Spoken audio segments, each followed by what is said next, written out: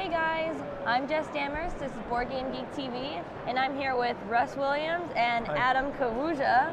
Yeah? And we're going to talk about two games, Drako, and BoardGameGeek, and these are both from Revel. So why don't you go ahead and get started, show us what we got here. Okay, so Drako is a two-player game about three dwarves who are trying to kill a dragon. They've trapped it in this valley, and then they will be fighting with it, and of course the dragon will be fighting back. The players will be using cards which have different actions. For example, and each player has their own deck of cards. So we have a movement card for the dragon, fire breathing for the dragon, normal attack for the dragon, just physical, and defending against an attack by the dwarves. So one of the players is the dragon? Yes, so one player is the dragon. I would always want to be the dragon. I mean, look at these pieces though, these are super cool. Right. I just want to highlight them for a second. They are 3D miniatures. Awesome. They're all different. They're holding different things. I like the shirtless one though. You know, he's kind of... Okay, so keep going. And then the dwarves have their own deck of cards with similar movement and defend and attack. Okay, and there's the little symbols that show you what kind of attack each one of them is going to be. Exactly.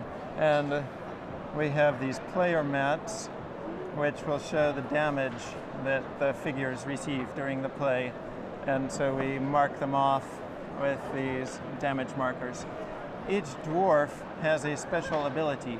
One of them has the crossbow, so if he is in a line with the dragon, he can play the shooting card to shoot the dragon for the indicated amount of damage. For example, 1 point on this card.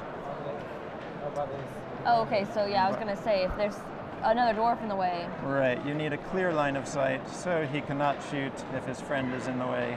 Oh, no friendly fire. All yes. Right. So, but other than that, you can pretty much be Yeah, so anywhere. You will be moving around. The dragon generally wants to move away from the dwarves, but when they close in on him and get close, of course, the dragon will be fighting back, doing damage. Most of the cards have more than one icon on them. When you play the card, you choose which you want to use it for. The dragon could play this card to attack an adjacent dwarf, or he could play this card to move one space to try to get away. Okay, so you only get a move or an attack. Yes, and you have a hand of cards. On your turn, you get two actions. Your action can be to draw two more cards into your hand, or to play a card, and you can do any combination. You could play two cards, draw two and play one, play two, whatever. And okay, so that's what the turn structures look like. You get two actions. I wanted to mention the other special actions of the dwarves. One of them has the crossbow to shoot. One of them has a net.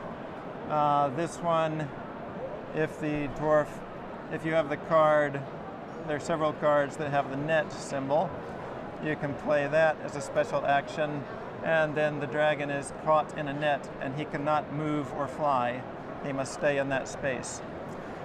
If the dragon wants to get out of the net, then he uses both of his actions on a turn to get free of the net instead of doing a normal turn. Are there any cards that cause damage over time, like you play it and it has to stay out? No. No, none of those? And then the final special dwarf action, this last one is sort of a berserker. He can declare once in the game that it's a special fury turn, and then the dwarves get 3 actions instead of 2.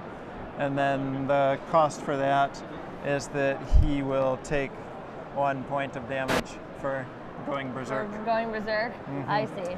And so this is 2 players? Yes, strictly 2 players. Strictly. And when the dwarves do damage to the dragon, the first 4 damage points don't directly have an effect, but after that, the dwarf player can say he wants to do damage, for example, to the wings, and then the dragon cannot fly anymore. Or he could choose to damage the fire-breathing ability, and then the dragon cannot breathe fire You just anymore. declare what you're going to damage? Yeah, you target a space on the okay. dragon where you're hitting. Oh, man. And so the goal of the game is the dwarves want to kill the dragon, of course, by doing all the damage. The dragon wants to survive. Oh, okay. And He doesn't want to kill them?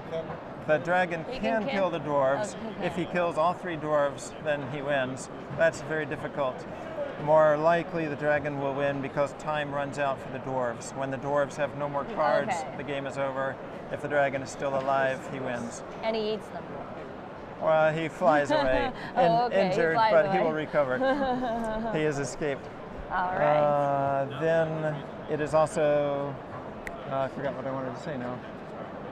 Okay, doesn't matter. How long does a game usually take?